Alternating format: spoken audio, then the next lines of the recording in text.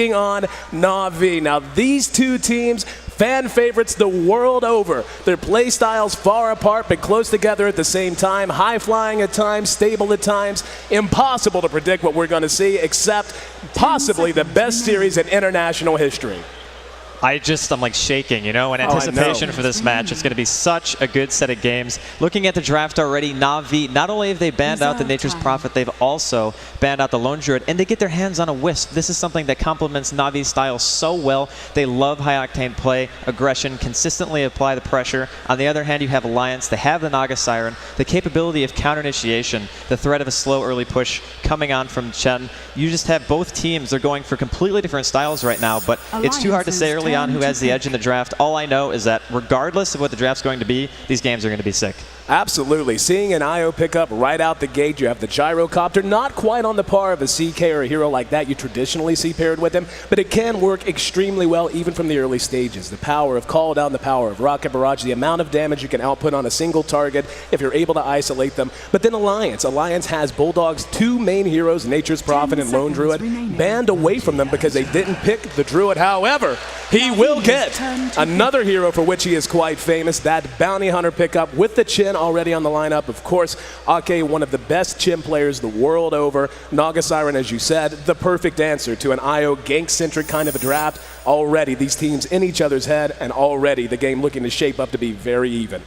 I feel as though Alliance having to take the Bounty Hunter in this position puts Na'Vi at a bit of an advantage. Bounty Hunter kind of fell out of competitive play because teams started to realize how to punish him. You go for the early aggression, you go for the push. He kind of needs an item, especially BKB, to be able to sustain in fights and continue to go for the track kills and just basically remain relevant. But they do have a Naga Siren to back it up. It's probably going to be support. We haven't seen Alliance run Naga Siren carry, I don't think, this entire tournament. And Na'Vi, they're picking up a Sand King, another hero we really haven't seen too much. And Sand King, fantastic, of course, in team fights. We're talking about Epicenter and Call Down, and of course the threat of getting a Wisp teleporting on you with the Epicenter basically already channeling, which is always very, very potent. But we'll have to see what the last two from each team is going to be. Looking at it right now, I would say that if Na'Vi is able to remain consistent in their early game and not give away too many track kills, their team fight is obviously monstrous. Oh, yeah. So I'm looking to see them go for some team fighting here. Puck gonna pick up, or gonna be the pickup for Alliance in 4th position. Of course, S4, phenomenal Puck player. I suspect that's a hero we're gonna see given a lot of priority all throughout the draft, just because Puck is so well played by S4 and Dendi both. But again, back to Na'Vi's draft, Gyrocopter, Sand King. Yeah, team fight, they got a bit of it. What they want to put together here next, well, that's Sand King, first of all. Let's talk about that. We've actually seen that hero more and more lately. Something you used to see occasionally. Run him mid, give him a little bit of farm priority, or even let him farm out of an offensive tri-lane. They have an IO, so that's probably not going to be the case. But anything you can do to give the Sand King an early level advantage, make sure he gets to level 6 on time, he can begin to hook up with the Gyrocopter. The power of Epicenter and Call Down is just absolutely monstrous, and he's actually not bad, as you said. The IO can function as a makeshift kind of blink dagger for him. It means he doesn't have as much pressure to farm up and get gold and get those two key items, the Arc Boots and the blink dagger, as early as he would like. Windrunner going to be the 4th pickup for Na'Vi. We've been seeing them run that hero a lot lately. We casted Funnick on that hero just yesterday. Funnick, a phenomenal Windrunner player in his own right, and even more magic damage coming out now. You cannot underestimate just how strong Power Shot can be when put in conjunction with a Gyrocopter, all the magic damage he has at his disposal, and of course, the big bad Epicenter. Yeah, Epi and the AoE team fight of Na'Vi right now is obviously the big focus, but what's important to remember here too about the Windrunner pick is normally Alliance, they get an offlaner who can jungle. They either get the Lone Druid, sometimes they get the Prophet, actually more so Prophet, at least at TI3, but since it's a Windrunner, most likely going to be doing Ancients, the Bounty Hunter can't really collapse and do the same thing, obviously, because of the fact that he's a melee hero. So I think that Na'Vi have kind of put Alliance in a situation where they're not going to be able to utilize the map as well as they normally do. Sometimes they get their hands on things like Coddle, they double jungle with their support, they're able to effectively farm, whereas right now, those two heroes that Bulldog would use to do that are both taken away from him. So obviously Alliance ending things out with the Alchemist. It's going to be their one role, which means support Naga Siren, which is pretty standard so far, I would say, for this tournament. And it's basically a very greedy last pick, and Na'Vi now have the opportunity to go for that kind of mid-early game aggression that they so love to do. I'll tell you something that I really like out of Alliance's lineup is if this game does go late, obviously a well-farmed Gyrocopter, so tough to deal with even for an Alchemist because he does have that range. Alchemist can be kited on occasion, but With Alchemist having Naga Siren on team with him, that's one dedicated disable in the ensnare that will go through BKB. That gives Alchemist every chance in the world to get on top of the gyro and do that late game damage. You can't underestimate how important that is, but a Skywrath Mage pick gonna round things out. Skywrath Mage, a hero Na'Vi has experimented with from time to time. We have seen Dendi be extremely successful on this hero in a variety of tournaments, most of them, however, online. A pick that we don't see often, but we get to see it here in Game 1 of the upper bracket finals. Could not ask for more. Well, the damage output right now of Na'Vi in terms of sheer physical or sheer magic damage is insane, right? You have Flare, you have Power Shot, Sand King, Gyrocopters, Rocket Barrage. The capability of almost instantly killing somebody is insane. Oh, it's huge. So if you get caught out by that, you're not going to be able to do much. And let's not forget how good Ancient Seal is against heroes like Puck. It's a 6-second silence, increases the damage that you take, and everything on the side of Na'Vi complements each other very well. But we also have to remember, Skywrath is, let's be honest, he's really gankable. He's one of the squishiest heroes in the game, one of the lowest strength gains, and there's a bounty hunter on the side of Alliance. So now AdmiralBullDog, whereas before I would have said that he couldn't really do a whole lot, even just a bounty hunter walking around and being annoying to the supports in a jungle of Na'Vi, he'll try to find something, but once he gets 6, I think that Alliance are just as willing to apply pressure as Na'Vi will be. The crowd feels the electricity. The upper bracket finals just about to get underway as the teams make their way out into the lanes. Looks like they're going to be heading to different parts of the map, so we'll run through our lineup, see who's handling who. Sand King going to be played by Puppey. Gyrocopter going to be handled by Havost. Skywrath Mage played by Dendi. I hear he's got a fan or two in the house. That's right. Kuro going to be playing on our IO, and of course Funnick playing on the Windrunner. On the other side of the river, S4 setting up shop in mid on the puck. We'll have Jen, played by Akke, no argument. That's his signature hero. Alchemist going to be farmed by Loda. Naga Siren handled by EGM. And AdmiralBullDog will be playing on the Bounty Hunter. So the lane's looking to shape up pretty much how you would expect. Going to be a safe lane, Alchemist coming out here from Alliance, and then Na'Vi, of course, going to be doing the safe lane, tri-lane. So we'll see who's going to be getting the experience from the polls. The thing about Na'Vi's supports is that both of them kind of want level 6. Puppey even wants 7 to make sure that he gets max range on that burrow strike. So there is a bit of concern that spreading the experience too thin between these heroes could be a bit of an issue early on for Na'Vi. But of course, they are a very experienced team, and they also have a hero who can actually get something out of their off lane. Whereas again, the Bounty, he had to start with Boots. So the fact that AdmiralBullDog started off with Boots, he's going to be playing very passive here. Both offlaners going to be suffering a bit. And interestingly enough, Alliance actually not warding the Ancients. I thought by now people would maybe start to do that, but not going to be the case. And we can see the lanes taking shape. Should be a relatively quiet early game, but again, there's really no way to tell just how long that's going to last. Dendi on the Skywrath Mage, you kind of touched on this. Skywrath Mage, very much a snowball kind of a hero. If he gets behind, it could be tough to catch up because he's so reliant on magic damage. And once BKB start to come out, once you start to see health pools go up, this is a hero that does have some struggles. And now we're going to have Bulldog pursued out by Kuro. Puppey right on his tail. He will be able to shadow walk one more time. He's going to take a tower shot on his way through, but will be able to make it to relative safety. He's right on top of poor Funnick. And Funnick will go ahead, drop a sentry. And there it is, he sees him. No disable, hasn't placed a point yet. And Bulldog gonna trade shots with Funnick, at least for the moment.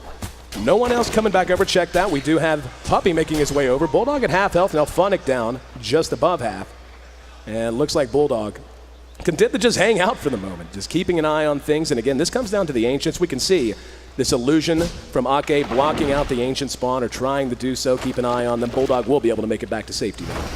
Yeah, they know that Bulldog's not going to get anything, so it's like, all right, you know what, just go over there, make sure that the Windrunner isn't getting anything extra. Try to make sure your team isn't innately falling behind, because let's be honest, this Bounty Hunter is going to be suffering in the early game. But it looks like they are giving at least some of the experience to Kuro here in the jungle, so the Wisp is going to be getting priority on level 6, which I think is the right call, because as soon as you get relocate on the Gyrocopter, you can start ganking, you can go for pretty much anybody, and since Naga Siren's song is going to be a little bit later than it would be normally because he's a support, I think we could see some early aggression coming out from Na'Vi. And Bulldog spotted out, going to be burrow struck, and just not enough damage output. Right clicks on the IO and the Sand King, enough to make him a little angry, but not much else. Taking a look at the mid matchup and where things happen to stand for the moment, we can see Dendi sitting at 6 CS to the 6 of Puck, so a break even so far between S4 and Dendi. Well, this matchup is interesting because early on, the puck is going to have a slight advantage, at least in terms of being able to harass. It's very, very easy to phase shift Arcane Bolt, so he's probably never going to get hit by that. But when you start getting more levels, you can get Ancient Sealed and just die. Like one Concussive Blast and a Flare and that Ancient Seal, and you're pretty much done for. So eventually, I think that Dendi's probably going to get the upper hand here. But he's also very gankable. We mentioned that before. And just one rotation coming out from a Chen and a Naga Siren. One Ensnare is going to be a dead Dendi pretty much. Bulldog found himself a haste room, continuing to just bounce around. He's picked up every bit of 36 experience points so far, so really not making too good progress towards it. You can just see the damage output on S4 here. That's just what Skywrath Mage does. Nukes you from 100 to 50% that quickly. Rotation out of Bulldog, making his way over to mid. Phase shifts out, and we'll see if he wants to. He doesn't even have a Janata yet. Has not hit level 2 to have it, so most he can do is a little right click. Taking some pressure off of S4, but elsewhere, the lane's relatively quiet. Taking a look at Loda, he's sitting on top of the CS board at 19, Gyro at 17, so more or less a break even out of that. But yeah, what it's all going to come down to is this mid lane. Who's going to begin to put priority on ganking, and when will the Bounty Hunter finally find that level 6? Hell, he's looking for level 2. He'd be happy for that. Well, we also have to remember, Funnick's in the same boat. I mean, he's sitting here doing Ancients. He hasn't really gotten any experience of his own. Akke did one block, I think, with the images, and then Bounty Hunter can run around and do that as well, because he's not going to be getting anything at all from this bottom lane. So it's free farm versus free farm here. Obviously, Habosh getting free farm, Loda getting free farm as well. The Alchemist is going a greedy build, though. I'm pretty sure he just picked up a Midas recipe, so yeah, he is going full on. I'm going to try to get a 6-slot inventory at around 25 to 30 minutes, which is very, very possible, especially when he's maxing Greevil's Greed. He's not going max Concoction, which we've seen most people do. But the thing that I'm interested in more, actually, is mid and seeing who actually comes out on top. Because the way that Dendi's playing it right now, he uses Seal to ensure that there's no phase shift, just to pressure S4 out of lane. But with Bottle Crowing, I'm not sure if he's going to be able to do it fully. Yeah, S4's been taking a bit of a beating, but like you said, he's had enough health. Bulldog will be spotted out, Burrow struck. Will have a lot of damage to follow it up. Making his way to the safety of S4, who will throw out the orb. And Puppey just level 1, or actually did catch level 2 there. Kuro's actually level 3, which isn't bad, given how little experience there has been to go around down in this Radiant side jungle. But quicker Kuro can get the 6, the quicker they can begin to open this map up. And certainly Navi's lineup, one that wants to fight sooner rather than later, almost entirely dependent on magic damage, at least until the Gyro begins to build right-click in the late game. And wanting to fight early is something that's going to be Navi's go-to, more or less. You do not want to let a Midas Alchemist sit and pretty much do his thing. So now we can see Navi, they're starting to pressure the bottom tier 1. They got 3 range creeps at the catapult, so this push is going to be quite strong. I don't even know if they can afford to rotate a support over. What's more likely to happen is what actually Alliance is doing now. And they're rotating Akke, at least behind the tier 1. Funnick going to have to be careful here. He does have boots, and he's level 2, so he has a point at a wind run, and there's no net creep, so he should be fine for the moment. But I don't think that Navi necessarily are going to try to defend this tower either. Tier 1 bottom will drop. And Loda and company trying to trade towers down there. We can see S4 is actually continuing to just take a beating out of Dendi here. And that mid matchup, we're going to have to continue to keep an eye on. But now with the depth of the tier 1s, this is where things can get a little bit more frantic across the map. We see S4 hanging around with less than 120 HP. And yeah, Navi's not done. They're pushing all the way up under the tier 2. S4 finally gets his bottle back, but Loda and EGM continuing to try to put as much pressure as they can onto that top tier 1. We're going to see Akke making his way around towards mid, and Dendi going to have to be very careful. S4 got him with the coil. Here comes the Centaur. There's the immediate reaction. They're going to try to follow it up.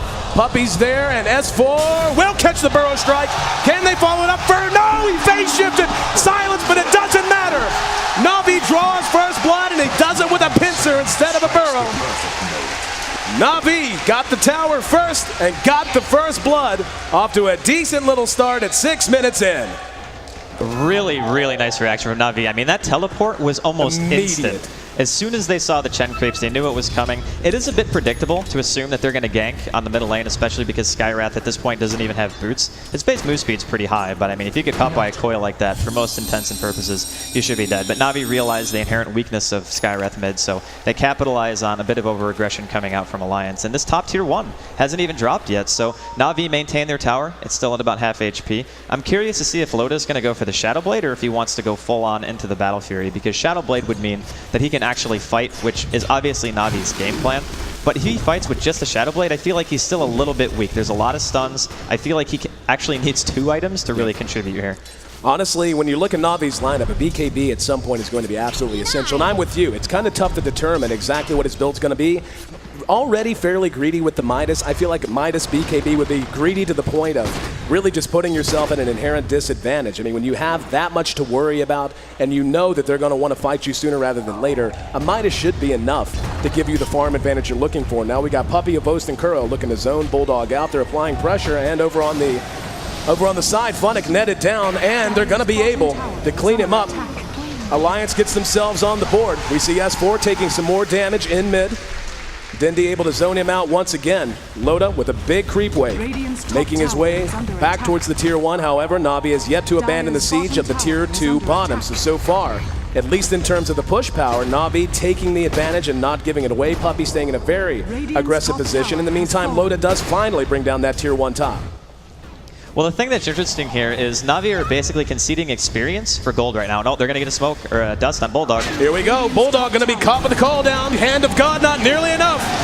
Navi not only going to get the tower, and they certainly will get that tower. They find themselves another kill, and that is so good for those supports. Obviously, it's great to have Havost involved in the early battles, but just getting the extra experience for Puppey, the extra gold for Puppey to get closer to that Blink Dagger. He's already got Tier 1 boots and about 1,000 gold in the bank. We'll see if he wants to rush straight to the Blink or if he's going to go ahead and grab a set of Arc boots. With an IO on team, I would understand going. Hang on. There it is. Navi with the rotation out of Puppey and Kuro. Caught S4 asleep at the wheel and made him pay. Make it 3-1. And the Skyrest does so much work against the puck. There's absolutely nothing you can do. It's an instant cast. The range is very long, and it's 4 seconds of silence even at level 2. And plus you take 24%, or actually it's 24% magic resistance reduction. So incredible combo coming out from Navi. Very, very high kill potential. You can already hear the Navi chant starting. Yeah, they definitely have the early game momentum. That's what they're looking for. This is very much Navi's style. Very emotional, momentum-based team, and the crowd behind them, at least a large section of them, the loud ones anyway, right guys? Anyway, here in mid, we're gonna see S4 rejoining back up. And 9.5 minutes in, we're gonna see Puppey and Kuro making a run towards mid again. Let's see if they can make it happen a second time. S4 withdrawing, should be able to make it away to safety and will. But this is what we're going to see, and I really like the way Navi's playing this. What I think they're going to do is stick Kuro with Puppey the vast majority of the time, at least through the early parts of the early game and on into the mid game. Then after that, they'll begin to rotate themselves over to the Gyro and give him a lot more priority in terms of the relocation games. Well, the thing about keeping the Initiator on the side of Alliance down is there's not going to be a Blink Dagger on S4 for ages. Oh, yeah. I mean, typically by 10 minutes, S4 either has a Blink or he's very close. He doesn't even have Tread's finish, and he was forced to buy a Belt of Strength because he wants to try to live through the burst damage that Navi have. The problem is he actually can't lane against Dendi anymore. He's going to get another point into Ancient Seal as soon as he hits 9, and he can essentially solo him at that point, assuming his flare is placed properly. So this is a really dangerous situation because normally you rely on your mid Initiator to create a little bit of space for you, but because of this mid, I mean, it's almost a counter pick and how good Skyreth is against, well, this particular hero, due to the fact that you can't use Phase Shift against him. So very, very nice pick coming out from Navi, and the way that they're playing it so far, they haven't really made any mistakes. So rolling past 10 minutes, we'll take our first look at the gold graph. Just about dead even. Very close. The experience, though, slightly in favor of Alliance. They've just been able to manage their experience gain a little bit more. Of course, a lot of that owing to Kuro and Puppey spending so much time drifting across the map. We do have a smoked Akke here in mid. He's going to show his face, show the flag a bit. Here come the creeps, and they got the net. Immediate reaction. Here comes Puck. He's going to end up dropping it. Puppey silence the coil. Puppey in trouble. Bulldog's there. Burrow strikes, catches S4, will end up dead nonetheless. Kuro's there, now left by himself. Nothing he can do but hook up with Funnick. Another orb going to be coming in.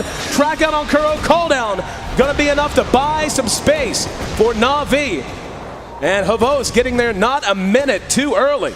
Got there just in time to stop what could have gotten much, much worse. However, nonetheless, Alliance tallying a couple of kills on their own, and Bounty manages to find Io. Havost going to be engaging on S4. Beautiful phase shift, but it doesn't matter.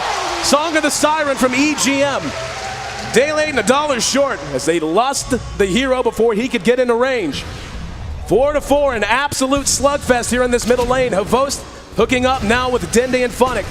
And we'll see how hard they want to push it. Over at top, Loda continues to find his free farm. He did go with the Shadow Blade build, so he's going to be ready to start fighting as soon as Alliance needs him to. That was a great move by Alliance, though, just forcing such a huge reaction on a Na'Vi. Puppey accidentally stunned out of his Sandstorm when he wasn't tracked. I think maybe he thought he was, and he was going to end up dying anyway, so he ended up giving away an extra kill that I don't necessarily think needed to happen. But still, Alliance forcing that reaction, giving Loda the space that he needs to farm up another item. Once he gets a BKB, I think their teamfight potential is actually going to be pretty good, considering EGM is now very close to level 7. He wasted his song there, unfortunately, but could be going down mid. Puppey's there. Mystic Flare does a lot of damage. S4 gonna try to help. Doesn't matter. Bro strike on the money. Coil got to the Waning Rift a little late. Here's Loda. Throws out the unstable concoction on Puppey. Engaging but surrounded by all three. Tanky as he is, he just doesn't have the damage output even with that Shadow Blade. So they end up getting a 1-for-0 trade. Loda came as quick as he could. S4 was in position, but just too well executed out of Na'Vi. And really nice picks. That's the strength that a Skywrath gives you. Insane range, the capability of killing somebody before they can even react. The one thing is, eventually when that Alchemist does get a BKB, you're not going to be able to do it to him. You're going to have to pretty much isolate either the Chen or the Puck in most of these engagements, sometimes even the Naga Siren if you want to make sure the song isn't going to be an issue. But Alliance are still having the same problem right now. S4 just simply doesn't have anything.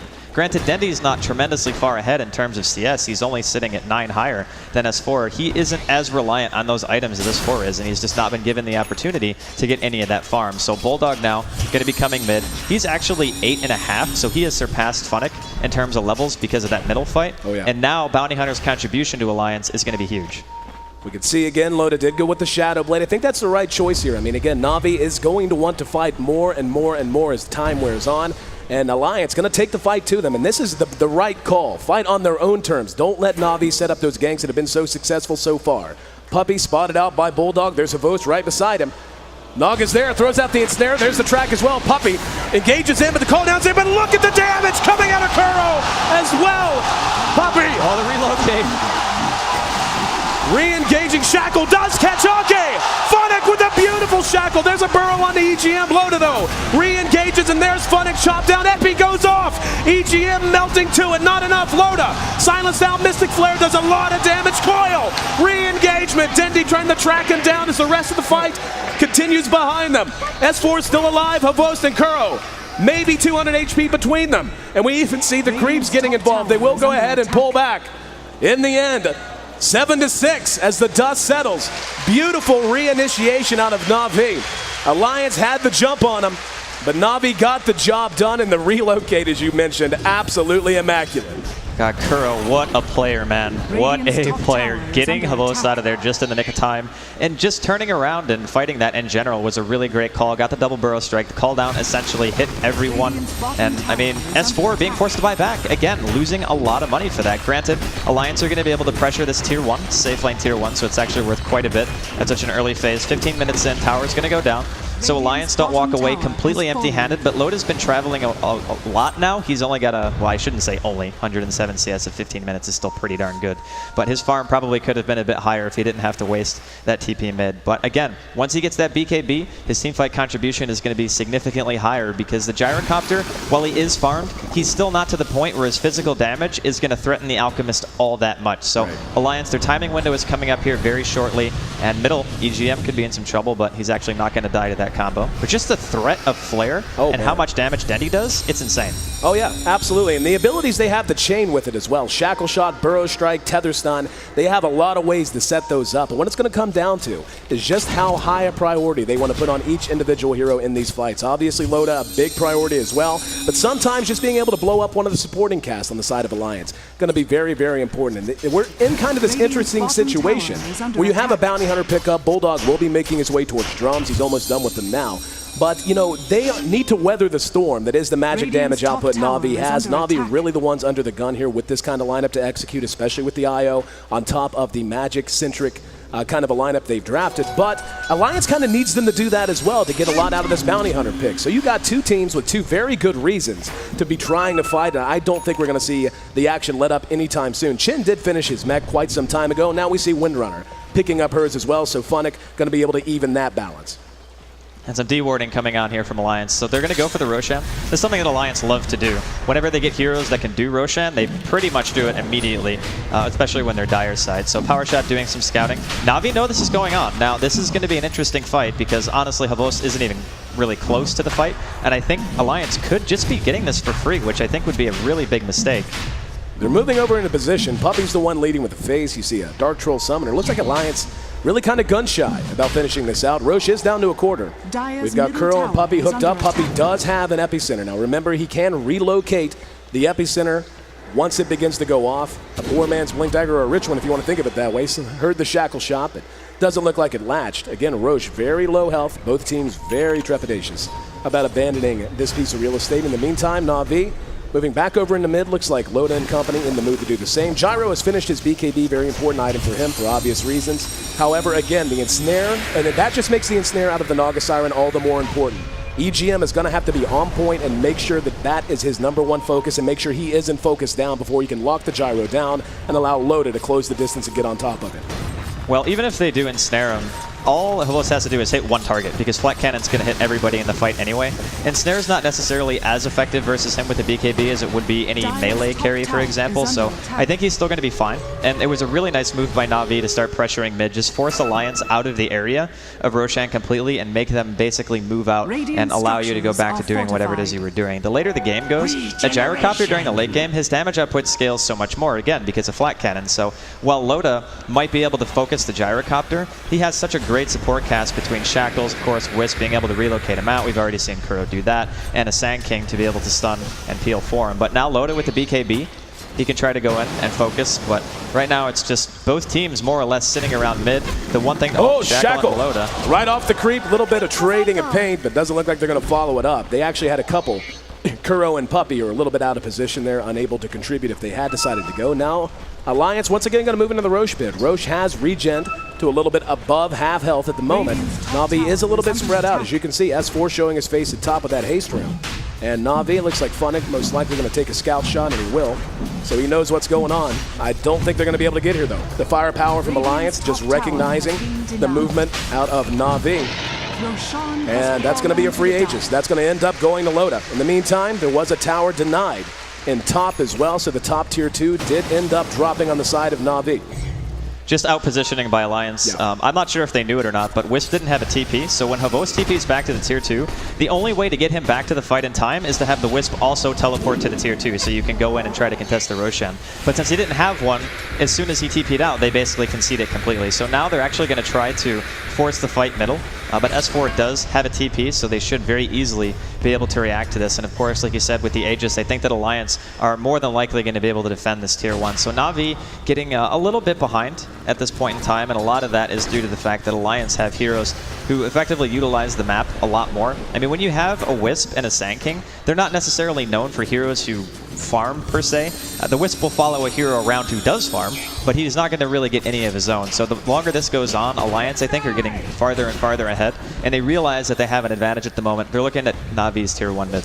Right now, you really got to worry for Na'Vi. I agree with you. Loda in great shape. He's already picked up the plate mail, so he's taking up armor-wise. That comes after the BKB, which, again, when you look at the damage output Na'Vi is relying on right now, such an important item, and he's making good progress. Again, we take a look at the net worth. He has opened up a fairly large chasm in terms of net worth, 3,500 ahead of the Gyrocopter. When you look at Havos' build, it's it's a very defensive build, farm-oriented build. He's got the Helm of the Dominator, which, by the way, that Helm of the Dominator does have a nice added benefit in allowing him to steal one of Chin's creeps. We actually saw that happen in mid not long ago. So, I mean, the item itself, very farm-centric, will contribute to these early fights in a very subtle way, but he still needs damage. He has to have it, and the other thing about Alliance's lineup, is that Akke is going to be able to extend these fights, not just with the mechanism, but with Hand of God. The longer these fights go between that and Chemical Rage on Loda, the regen that comes with that, it's going to be so hard for Na'Vi to fight after that initial burst of magic damage until the Gyro gets absolutely huge.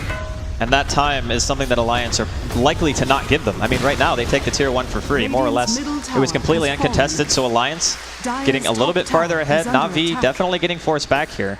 And S4 has an Invis rune. It's going to be wearing off, though. I don't think Alliance have to do this. I mean, they can just go back to doing what they were doing. You know your Alchemist is going to get 6-slotted before the Gyrocopter anyway, and Alliance's team mid-game is still very, very strong, especially on the back of things like track. A Bulldog is going to be level 10 soon, so he's getting very close to level 2 track. Na'Vi going to get spotted here by Alliance and just choose to retreat, which again I feel is the right call. You don't really want to take a fight with your opponent having an Aegis. Oh, there's a coil, gonna catch 2, silence on both. Here comes the cooldown, Dendi blown up immediately. Kuro can't move. Havost is locked down as well. Kuro blown up. The BKB negating all of the epicenter damage. That's 2-0 and an easy 2-0 at that. Havost on the run will be tracked, but S4, no way to lock him down with the coil already spent.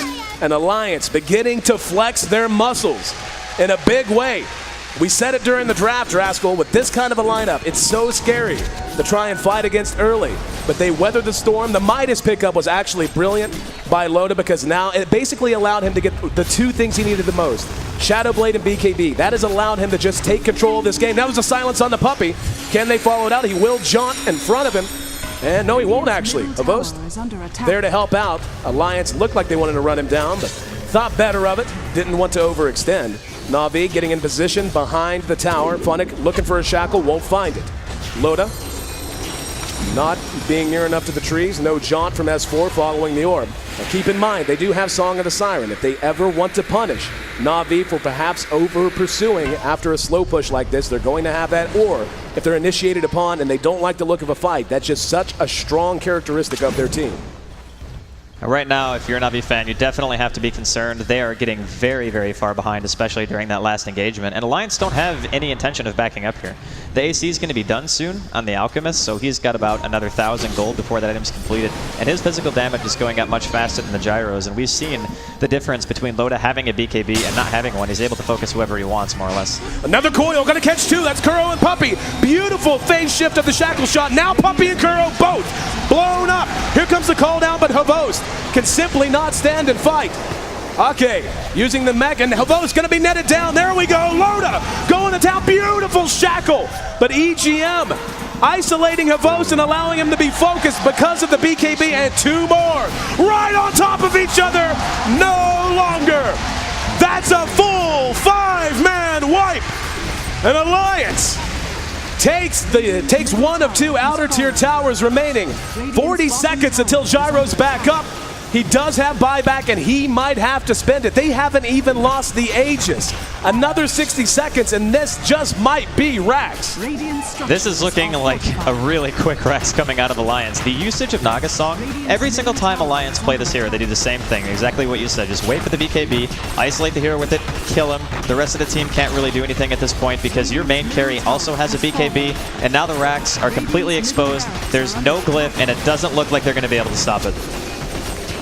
Right now, up, it's close. Here we go, beautiful epicenter, gonna catch 1. There's Hand of God, Bulldog will make it away. S4, back in, ready to fight. Mystic Flare caught most of Bulldog, but Loda with that BKB just doesn't matter. Funnick can do nothing but run. The melee racks are already a shambles. And Alliance gonna be able to retreat. They may get EGM. And yeah, that's a worthy sacrifice if you're Alliance. Losing your support Naga Siren, Loda will be able to Shadow Blade away, so Na'Vi does not come away completely empty-handed, but I'll tell you what, losing your rack short of 25 minutes, not the situation you want to be in when you're running this kind of a lineup. They have simply run out of gas. That magic damage we knew was so potent has just reached its best buy date. You know, it's ingenious drafting by Alliance, because if you think about it, just the concept of being able to get whatever hero you want alone because of BKB, and there's only 1 BKB buyer on the side of Na'Vi, you can just always win the fight as long as you wait for him to pop it. And he has to, because if he doesn't, he gets stuck by Coil. There's unstable concoction. Alchemist is actually great against Gyrocopter in that regard because he can just go in and trade hits, and the Alchemist simply can't, or the Gyrocopter can't keep up because of the way that he has to build. I mean, he had to go for a BKB, whereas the Alchemist is allowed to go things like Shadow Blade because he's a bit tankier, and his right-click damage scales just a little bit faster. So all in all, just fantastic play coming out from Alliance here in game number 1. And Loda, he's got the AC finished. We now see a Yule's picked up on S4, so targeting him is actually going to be impossible. Now he can dispel that Ancient Seal whenever he wants to make sure that he can always utilize Phase Shift and be in the right position. So everything really going right here for Alliance. Well, this is where things get rough for Na'Vi. This is where Alliance right now, they're falling back and they're farming. But when they feel like it, they're going to be able to start to just take over this Radiant side jungle. And it's going to be so difficult for Na'Vi to look for those picks for all the reasons you just named. BKBs are becoming plentiful. We've got one on Loda. We've got one, of course, on the Bounty Hunter as well. We can see EGM's picked up 2/3 of his BKB. 900 gold is all EGM needs to complete the third BKB on the side of Alliance. And at that point, what targets do you have? You have Akke, who has a Force Staff as well as a Mechanism as well as Hand of God. You're not going to be blowing him up no matter how hard you try. And then, of course, the last remaining hero on their side, the Puck, who by his very nature is tough to track down. Phase Shift, Yules, Blink Dagger. It's just so hard to imagine how Na'Vi, unless Alliance is just 100% overextended, how they're going to be able to have anywhere near enough damage to basically buy time for Havos. That's the name of the game. Havos has picked up his Demon Edge. He is trying to get that damage, and don't get me wrong, he's hitting okay. He's doing about 200 damage a shot, but when you're talking about the innate survivability, the fact that EGM has Song of the Siren, even though it is just level 1, so that is one thing Na'Vi has going for them. The cooldown is still quite long on that reset button, but really, if that's the best thing you can say, yeah, Alliance has just played this game well, and here we go. Taking over this jungle, robbing Na'Vi of that income. And once they get that last tier 2 in the bottom lane, it's bye-bye map control for Na'Vi. They're not going to be able to do much of anything about it. They're just smoking top. They want to try to get something. They know that taking a 5-on-5 engagement right now is more or less suicide. That's how far ahead Alliance is at this point. And it seems like only maybe 10 minutes ago, the game was really close in terms of how close the gold was, the experience, but it just gets out of control so fast when Alliance win team fights as handily as they do. And again, a lot of that is due to the Naga pick. When they banned out the Prophet, the Lone Druid, and they leave heroes like Naga open, Alliance are spectacular at utilizing that hero and either resetting the fight or just forcing yourself into a much better position. Now the racks, again, exposed from Na'Vi. No glyph. Here comes the teleport, though, from Wisp. BKB's there. Epicenter going to do some good damage, but not nearly enough. Just don't have the firepower. There's a call down. However, Havos focused down, pops his own BKB. Hand of God gets her gloves back up. And Alliance at this point, really and truly just looking untouchable. Yeah, they call the GG. Not even waiting for that second set of racks to drop. And really, what can you say? You're talking 28 minutes, 35 seconds, all the time it took for Alliance to handle Na'Vi here in game 1, doubling them up by kill score, 18-9 by the time all was said and done. And the gold, well, we saw it at the end. You're talking 5